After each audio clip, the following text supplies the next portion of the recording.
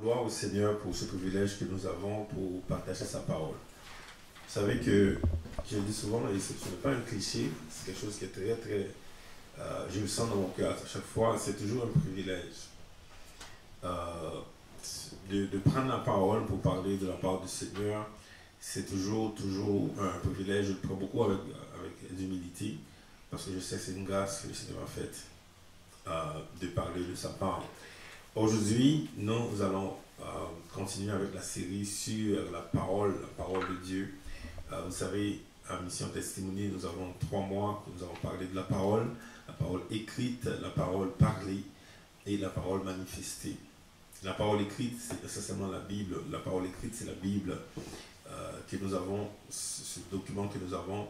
Et la parole parlée, c'est la parole prophétique qui est également dans la Bible. Et la parole prophétique qui est également en nous. Il y a la parole manifestée. Et cette parole, quand Dieu dit quelque chose dans la Bible, et que nous croyons cette parole, nous disons la parole, et cette parole se manifeste dans nos vies, cette parole se concrétise.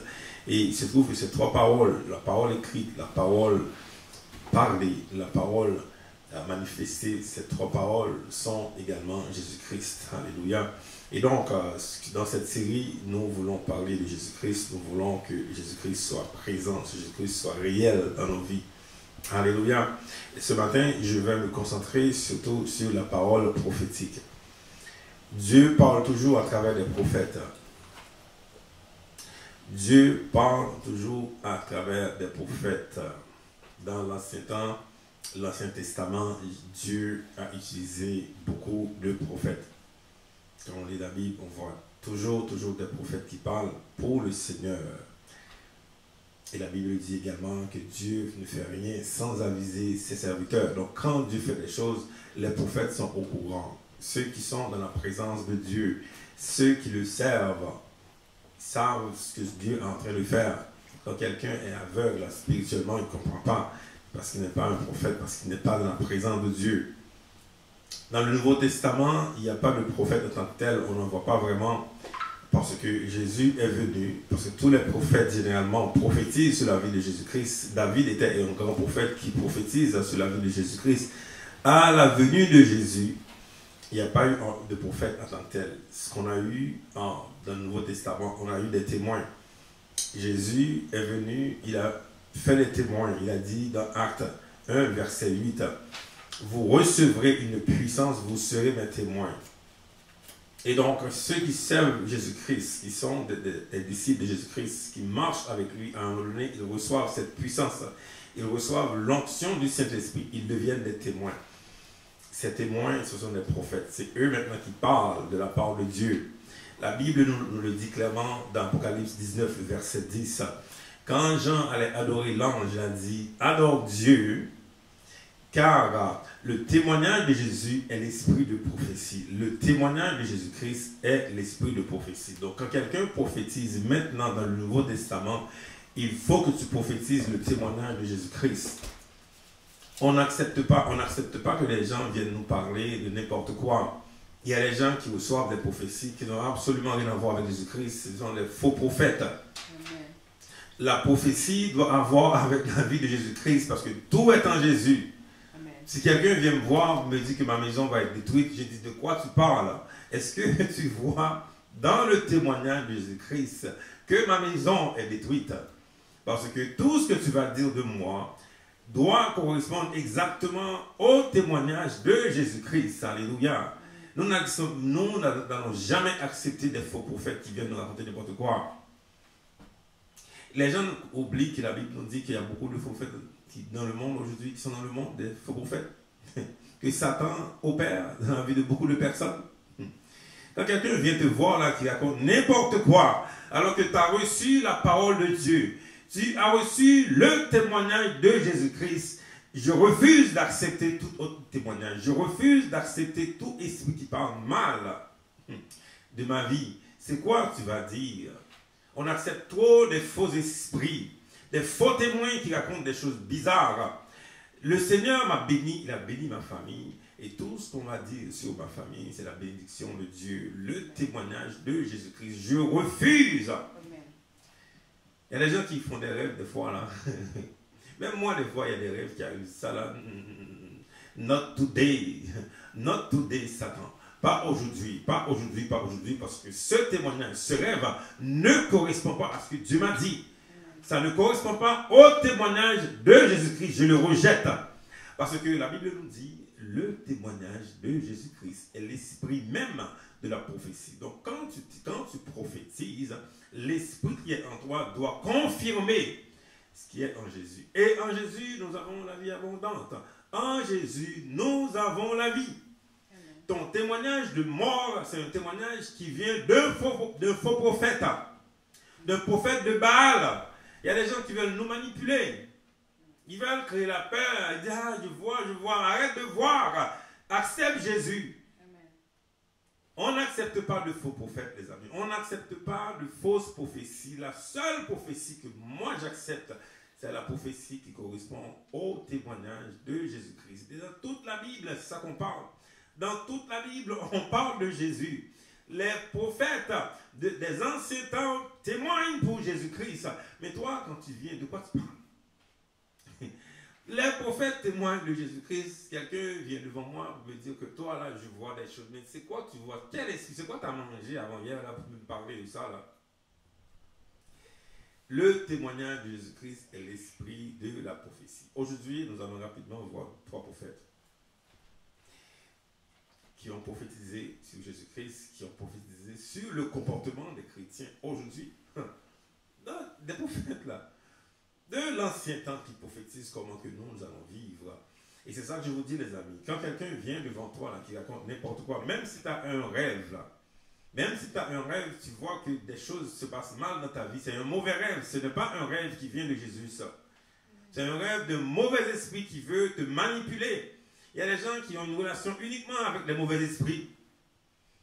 Ils pensent uniquement des mauvais esprits. Ils passent toute leur vie à parler des mauvais esprits. Parce que Satan est en train de les voler, il ne voit pas ça. En train de les voler tout ce qu'ils ont. Satan les vole, il ne voit pas ça. Alors que Jésus donne la vie abondante. Jésus donne la vie, c'est ça qu'il donne. Moi, ce que je vois en Jésus, les amis, c'est la vie. Je suis revenu à Jésus pour la vie. C'est pas parce que j'avais un problème d'argent, là, c'est pas ça. Parce que moi, c'est ça que j'ai toujours aimé la vie, moi. Quand il n'y a pas de vie, c'est-à-dire il y a un problème. Moi, je suis né comme ça, j'ai toujours aimé la vie. Oh my God, j'ai toujours aimé la vie. Quand on me présente une religion, là, le problème, ça là, il y a un problème là-dedans, là, parce que j'ai toujours aimé la vie. À un moment donné, j'ai arrêté d'aller à l'église parce que je voyais que ça là, ça c'est pas la vie, ça. C'est juste des personnes qui sortaient dans les églises. C'est quoi cette affaire-là? C'était pas la vie. Quand il n'y a pas la vie, il n'y a pas Jésus-Christ. Moi, Jésus-Christ m'a montré la vie. Et c'est ça que je veux. Et il donne la vie abondante. Alléluia. Et donc, ces prophètes ont parlé. Ils ont parlé de la parole de Dieu. Cette parole parlée, quand tu crois dans cette parole, elle se manifeste. Alléluia. Cette parole se manifeste dans ta vie. C'est ça qu'on veut. On ne veut pas juste entendre. Il y a des gens qui entendent. Passent toute leur vie à entendre. Mais dans leur vie, il n'y a aucune manifestation de la parole. Mais la parole, elle est où dans toi, là? Chaque dimanche, t'écoutes. Ils sont devenus tellement gros de la parole. Ils écoutent la parole. Écoute. Mais dans leur vie, il n'y a aucune manifestation. Nous refusons ça. Nous refusons les personnes qui sont obèses de la parole. Là. On est obèses, mais dans leur vie, il n'y a absolument aucune activité de la parole de Dieu. On ne veut pas ça. Cette parole, elle est parlée. Cette parole, elle est prophétique. Dieu ne va pas à la pêche. Quand il prophétise, il y a un résultat. Et pour avoir le résultat, tu dois avoir la foi. La Bible nous dit dans Hébreux 11, pour l'avoir possédé quoi? Pour avoir possédé la foi, les témoins, les anciens ont eu quoi? De résultats favorables. Donc quand Dieu a parlé, tu as reçu une parole de Dieu, une parole prophétique. Tu as la foi. La foi fait que cette parole se manifeste. C'est avec la foi, les amis. Les prophètes ont parlé. Dans l'ancien temps, nous avons cru dans cette parole et cette parole aujourd'hui se manifeste dans notre vie. Amen. Alléluia. Nous allons commencer avec un prophète en particulier. Nous avons 3 prophètes que nous avons aujourd'hui. J'espère que je vais rapidement passer à travers ces 3 prophètes. J'allais commencer avec un autre, mais le Seigneur est maintenant en train de me souffler de parler d'Ézéchiel avant. Ézéchiel.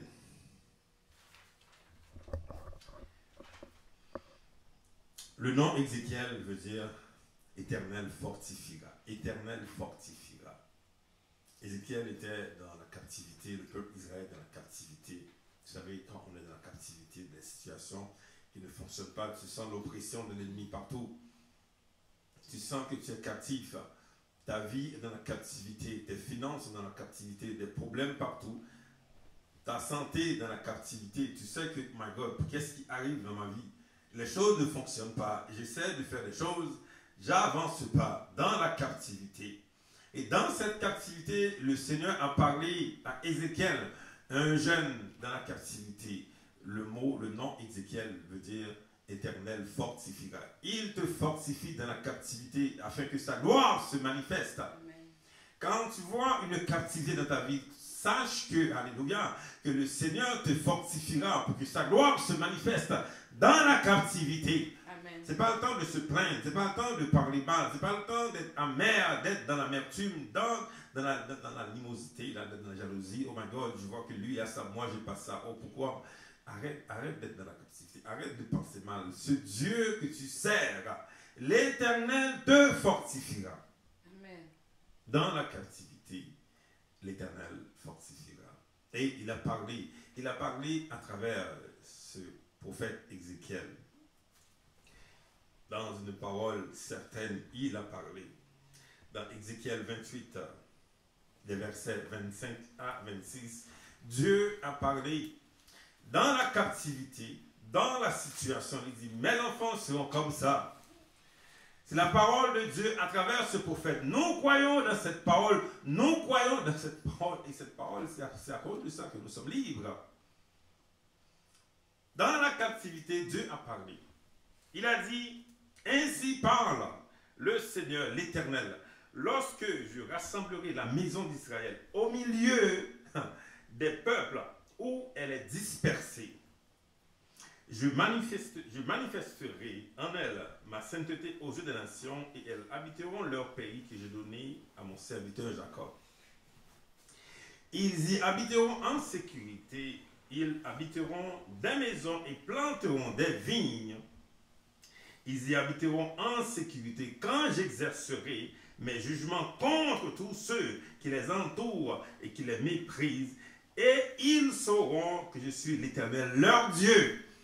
Dans la captivité, Dieu a parlé à travers Ézéchiel, qui donne la sécurité à ses enfants. Même si tu vois, tu es dans un pays bizarre, là, les gens ne t'aiment pas, là, tu vois que, rassure-toi, dans ta maison, alléluia, tu seras en sécurité. Qu'est-ce qu'il va faire, notre Dieu? Il va exercer jugement contre tous ceux qui t'entourent, les mauvais esprits qui t'entourent. Dieu va exercer le jugement contre eux. Afin qu'ils sachent que tu sers le vrai Dieu. Parce que quand tu parles de Jésus, l'ennemi veut toujours te tenter. Là. Lui, là, il parle, je veux voir c'est qui.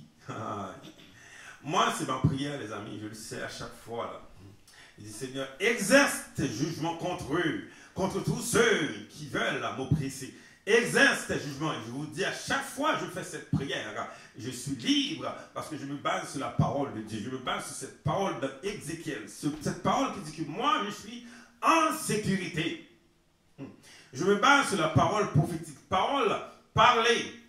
Cette parole parlée à travers du prophète Ézéchiel. C'est ça que je me base sur cette parole. Et à chaque fois que je fais cette prière, j'ai la victoire.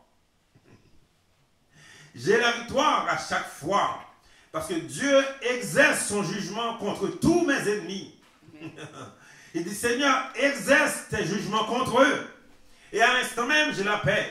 À l'instant même. Ils savent maintenant que je dois rester loin de moi. Parce que ce gars-là, il ne joue pas. Moi, je ne joue pas. Moi, je ne joue pas, je vous dis. Parce que moi, je demande à mon Seigneur d'exercer ton jugement contre eux. Pourquoi? Parce que Dieu a déjà un jugement. Vous savez, Jésus a dit que le prince de ce monde est jugé. Mais le jugement est là. Le jugement est là sur tous les mauvais esprits de ce monde. Le jugement est là. Mais Dieu peut exercer quand il veut. La Bible dit qu'ils vont tous aller dans l'abîme, là. Ça, c'est le futur.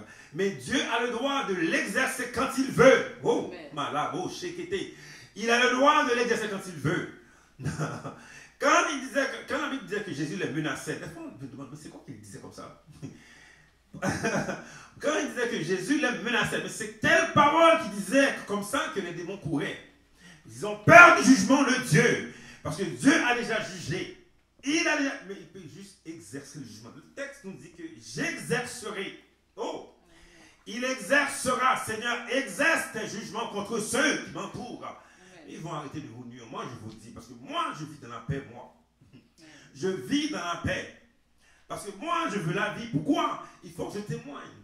Je dois témoigner le Dieu que je sers. Mais si moi, je suis oppressé, là, si ma famille est oppressée, comment je vais le faire?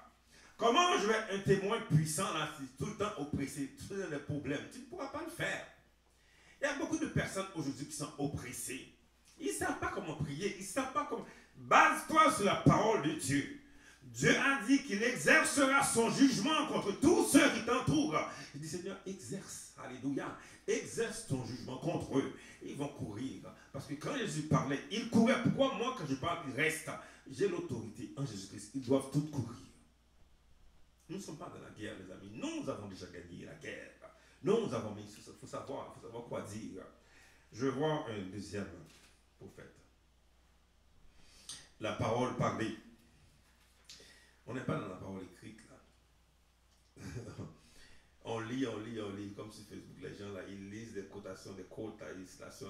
Longtemps, il y a des gens qui me lisent depuis des années, et puis tu vois leur vie, là, my God, mais c'est quoi ta lu? Ils lisent beaucoup de citations, beaucoup de quotes, ils lisent, mais tu vois leur vie, il n'y a rien là-dedans. Mais ils lisent seulement. Il y a des gens qui vont juste lire la Bible. C'est comme si un roman, je vais lire la Bible, un roman, je lis. Ah, j'ai lu la Bible aujourd'hui, ok, mais ta vie, c'est comment? Dieu, c'est pas une lettre qui t'a envoyée, là, que tu lises, là. C'est pas une lettre d'amour qui t'envoie, ou une lettre mélancolique, là, tu vas être dans la tristesse tout le temps. Il y a des gens qui lisent la Bible, ils sont toujours dans la tristesse, dans la mélancolie. C'est pas une lettre comme ça qui t'a envoyé. C'est une parole qui t'a envoyé, une parole parlée. Et dans cette parole, que quand tu y crois, elle est manifestée en toi. C'est ça que je veux. C'est ça que je veux pour ma vie. Je ne veux pas autre chose. Je ne veux pas une lecture, je ne veux pas un document, moi. Je ne veux pas de document. Je veux que cette parole soit manifestée dans ma vie. Que la gloire de Dieu soit sur moi. C'est ça que je veux. Dans ma maison, que la gloire de Dieu soit sur mes enfants. C'est ça qu'il a dit à Moïse. Moïse a dit, Seigneur, je te sers. Tu as fermé l'ouvrage de mes mains et ta gloire sont sur mes enfants. La gloire de Dieu doit être sur mes enfants. Parce que je le sers, je me consacre pour lui. Je sers le Seigneur, je prie le Seigneur. Je suis son serviteur. Et la parole nous dit, quand nous servons le Seigneur, sa gloire est sur nos enfants. La gloire de Dieu est sur mes enfants, sur mes trois enfants.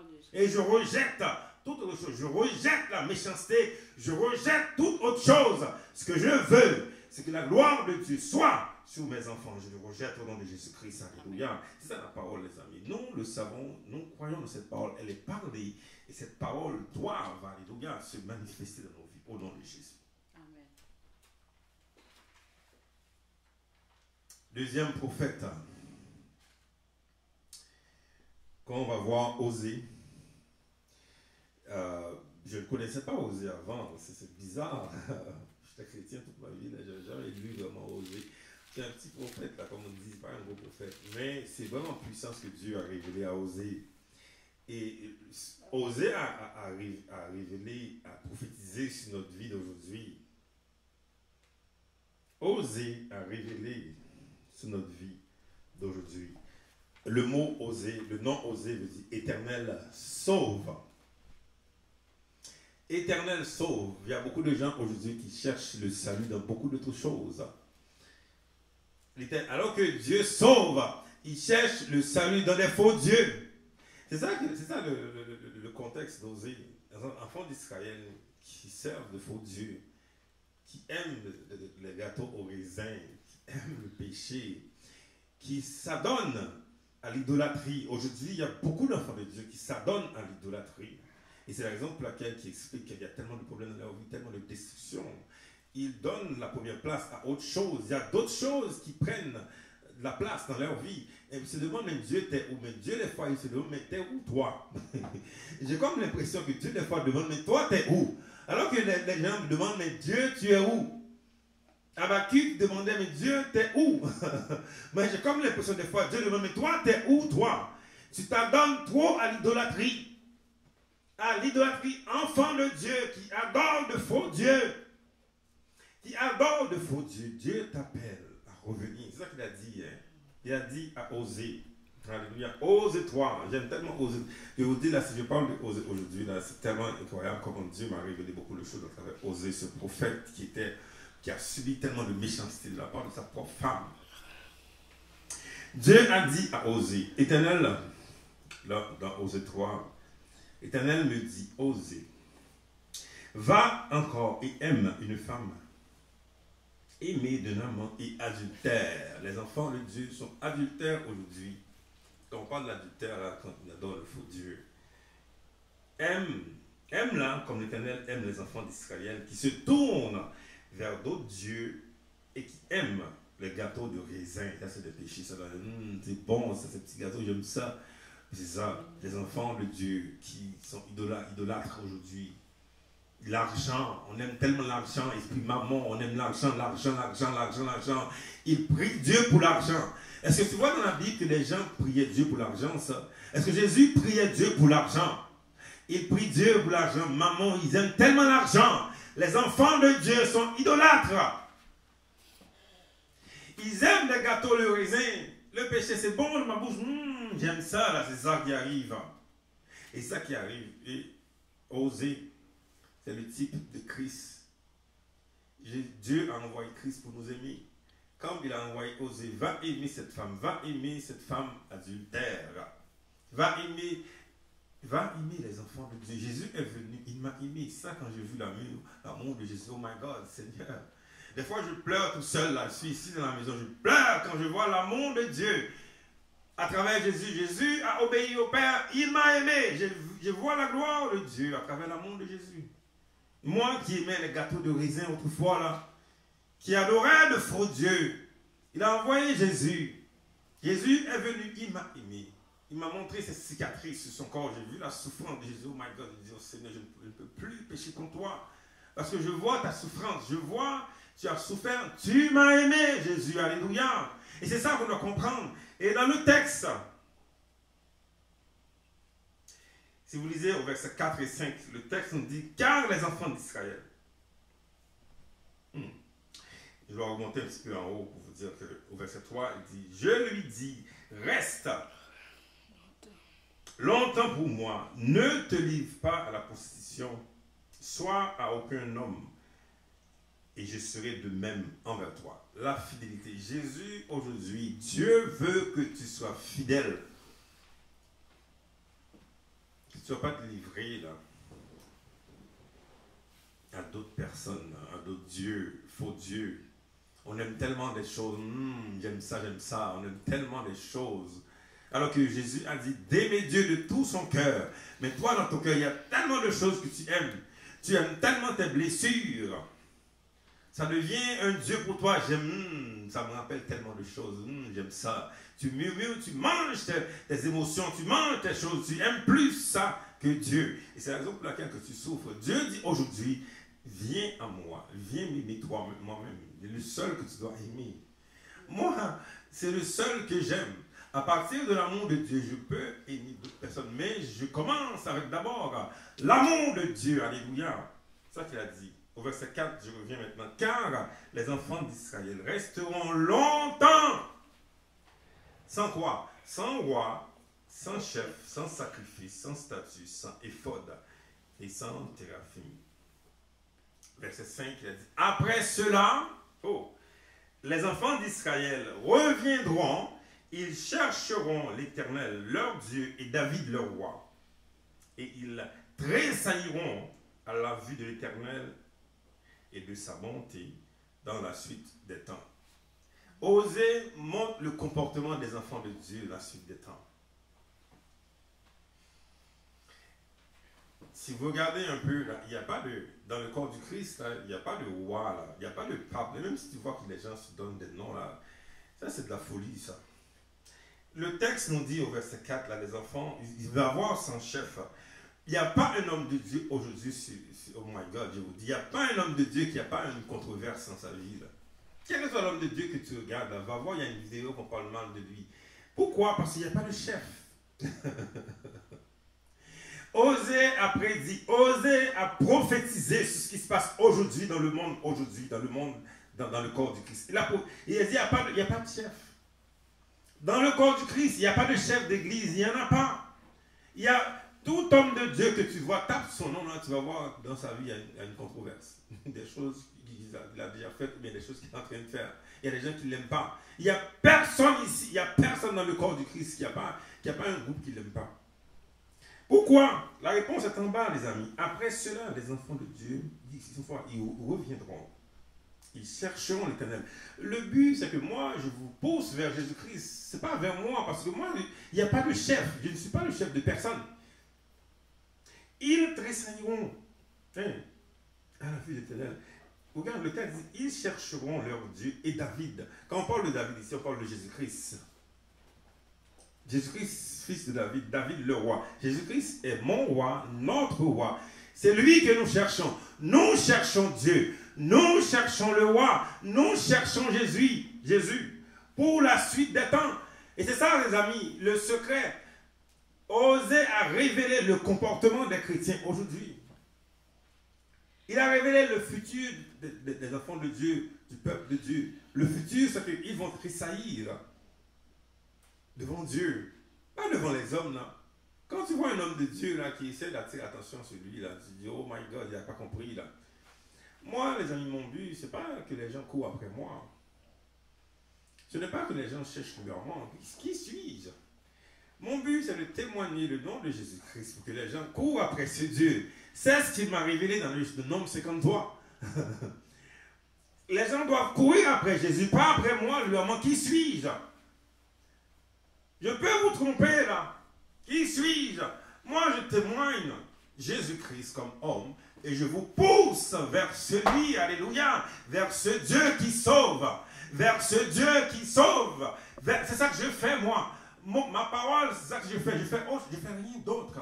Quand tu viens écouter ma parole, il n'y a pas autre chose que tu vas entendre, Jésus-Christ seulement. Je vous l'annonce déjà là. Je n'ai pas d'autre parole à vous dire, sinon que Jésus-Christ. Parce que le texte nous dit qu'ils chercheront l'Éternel. Parce qu'il n'y a pas de roi, il n'y a pas de chef, il n'y a rien. Sans sacrifice, il n'y a rien, nothing. Il n'y a pas de sacrifice à faire, rien. Il n'y a pas de sacrifice à faire. Sans rien. Les enfants de Dieu chercheront leur Dieu. Moi, ce que je dois faire dans la vie des gens, là, de dire, cherche Dieu. Cherche Dieu, ma soeur. Arrête de te plaindre là sur Facebook. Là. Arrête d'écrire des choses sur les gens. Là. Je vois les gens passent leur vie à écrire. Arrête de parler des gens. Arrête de murmurer. Cherche le Jésus. Cherche le Seigneur. Cherche le roi. My God. Arrête de te plaindre. Arrête de te plaindre des personnes du gouvernement. Autant que tu te plains. Tu aimes tes émotions, tu aimes ça, tes bonbons là. Des gâteaux de raisin, tu aimes ça. Oh my God, c'est bon, j'aime ça. Tu aimes tes émotions, tu les manges. Ça ne va rien faire pour toi. Arrête. Le texte dit de chercher qui? L'Éternel. De chercher qui? Jésus. Oh my God. C'est ça qui change. Le dernier qu'on va voir, c'est Michée. Pour terminer, nous allons voir le prophète Michée. C'est vraiment des prophètes que moi je ne connaissais pas beaucoup avant. Là. Le Seigneur me pousse à lire sur les prophètes maintenant, les petits prophètes. Prophète Michée.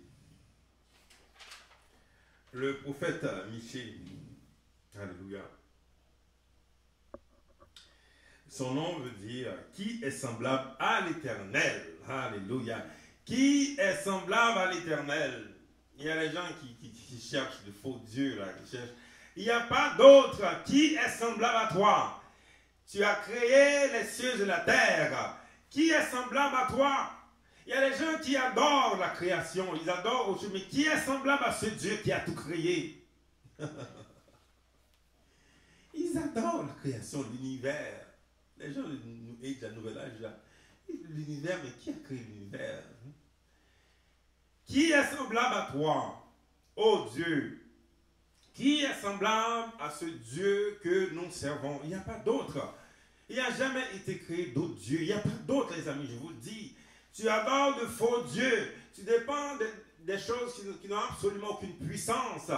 Tu vas te perdre. Tu dépends des connaissances humaines, des choses que les gens racontaient. C'est de ça que les gens, ils dépendent de la science, ils dépendent, mais oui, on va lire ça, ils dépendent des humains. Qui est semblable à ce Dieu? Je tressaille devant ce Dieu. Je tressaille devant toi, ô Père. Qui est semblable à toi? Une fois, j'ai vu l'image du Père. Alléluia. J'ai vu ce géant. Dans un rêve, je voyais que j'embrassais Jésus. Oh my God, on était vraiment en amour. Les câlins qu'on se donnait après. Je voyais le Père, alléluia, qui venait. Puisque j'aime Jésus, je vois ce géant qui est semblable à toi, Père. Qui est, oh la marche, qui est semblable à toi. Il n'y a rien qui est, alléluia, il n'y a rien qui soit semblable à notre Dieu. C'est un géant. C'est un géant. Il est un géant. C'est un géant que je vois, moi. Qui est semblable à toi, ô Père? Qui est semblable à toi? Qui peut se tenir devant toi? Qui peut? Mais qu'il se lève. Qu'il se lève. Qui est ce faux Dieu? Qui est ce Philistin qui va se tenir devant le peuple? Mais qui es toi? Qui es-tu, toi? Qui es-tu pour se te mettre devant le peuple de Dieu? Qui est semblable à notre Dieu? Je vous le dis, les amis, Michée, Dieu qui est semblable à toi. Je pleure devant ce Dieu, devant sa gloire, devant sa splendeur, devant sa magnificence. Il est tellement glorieux. Il est tellement majestueux. Il est mon Père. Il est mon Père. Mon Père est le Tout-Puissant.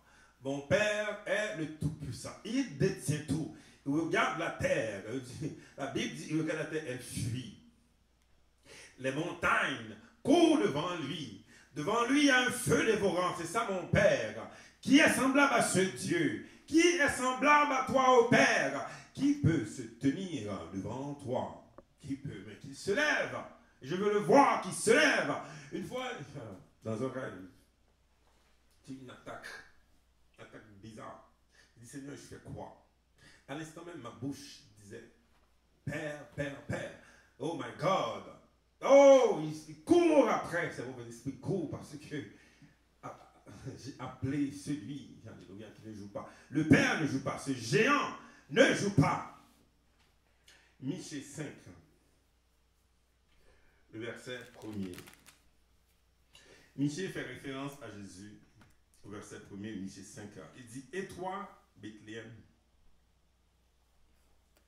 Ephrata, petite entre les milieux de Juda, de toi sortira pour moi celui qui dominera sur Israël et dont les activités remontent aux temps anciens, au jour de l'éternité. Michée parle de Jésus-Christ. Alléluia. Jésus était caché. Dans toute la Bible, on parle de Jésus, mais il était caché. Isaïe parlait de Jésus. Alléluia. Et on a vu ce Dieu, quand c'est arrivé, oh my God, Satan lui le connaissait, parce que quand on voit en Marc 1er, là le démon voyait, il dit, toi je te connais, toi. Satan le connaissait, Satan le voyait là, mais nous on ne savait pas. Jésus a toujours été là, toute la Bible parle de Jésus-Christ. Michée ici parle de Jésus-Christ. De toi sortira celui qui dominera sur Israël et dont les activités remontent aux temps anciens. Jésus a toujours été là. Ce Dieu, alléluia, ce guerrier, ce lion de la tribu de Juda. Ce n'est pas avec une fléchette, là, tu vois dans les images bizarres, là. Jésus-Christ est le lion de la tribu de Juda. Il est ce guerrier. Quand j'appelle ce grand guerrier, il détruit les ennemis au nom de Jésus-Christ, alléluia. Il a toujours été là, ce grand guerrier. Et le texte, alléluia, Michée démontre également le comportement des enfants de Dieu au verset 6 et 7. Il dit, le reste de Jacob sera au milieu des nations, le reste de Jacob sera au milieu des peuples nombreux, les enfants de Dieu. Nous sommes partout, nous sommes éparpillés là, nous sommes dans tous les pays. Dans tous les pays, il y a toujours des enfants de Dieu. Il n'y a pas un pays maintenant là. Si tu vois qu'il y a un pays qui dit enfants de Dieu, c'est faux ça. Il n'y a pas un pays dans le monde aujourd'hui qui va dire je suis un pays d'enfants de Dieu. Non, il n'y a pas ça. Les enfants de Dieu sont éparpillés à travers le monde. Toutes les nations sont idolâtres maintenant, mais les enfants de Dieu sont éparpillés à travers ces nations, ces pays. Ça, le reste de Jacob sera au milieu. Ça, c'est Michée qui prophétise. Lui, il ne savait pas de quoi il parlait, mais maintenant nous voyons ça. Cette parole qui parlait ici, là, cette parole prophétique, on voit cette parole. C'est quoi cette parole dit ici, là? Le reste de Jacob sera au milieu des peuples nombreux, comme une rosée qui vient de l'Éternel, comme des gouttes d'eau sur l'herbe. Comme des gouttes d'eau sur l'herbe. Elle ne compte pas sur l'homme. Ah. Nous sommes des gouttes d'eau. Le peuple de Dieu, nous sommes des gouttes d'eau. Elle ne compte pas sur l'homme. Moi, je ne compte pas sur les hommes. Je ne compte pas. Quand tu es enfant de Dieu, tu ne comptes pas sur l'homme. Elle ne compte pas sur l'homme. Elle ne dépend pas des enfants des hommes. Oh!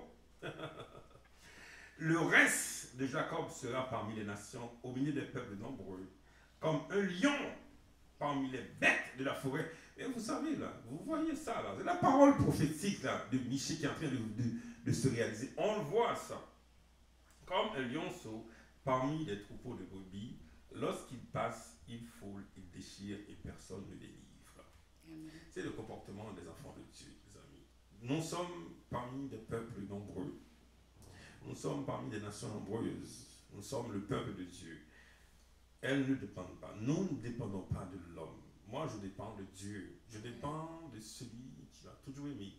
Cette famille dépend de Dieu. La mission Testimony dépend de Dieu. Le peuple de Dieu, le peuple de Dieu, le peuple de Dieu, ce peuple qui est à travers toutes les nations dépend de Dieu. Pas des hommes, pas des enfants des hommes. Ça a été la parole prophétique, la parole parlée. Et cette parole se manifeste dans nos vies aujourd'hui. Au nom de Jésus-Christ. Amen. Amen. Nous avons vu aujourd'hui cette parole prophétique. Cette parole à travers trois prophètes en particulier qui parlent de nous-mêmes, qui parlent de Jésus, qui parlent de nos comportements aujourd'hui. Et nous rejetons toutes choses. Nous rejetons tout ce qui n'est pas dans cette parole. C'est ça notre vie. C'est ça que nous vivons comme enfants de Dieu. À travers les circonstances, à travers les flots qui montrent les circonstances, nous nous rappelons de cette parole prophétique sur nous-mêmes, enfants de Dieu. C'est ce que Dieu fait dans nos vies. Que le Seigneur vous bénisse.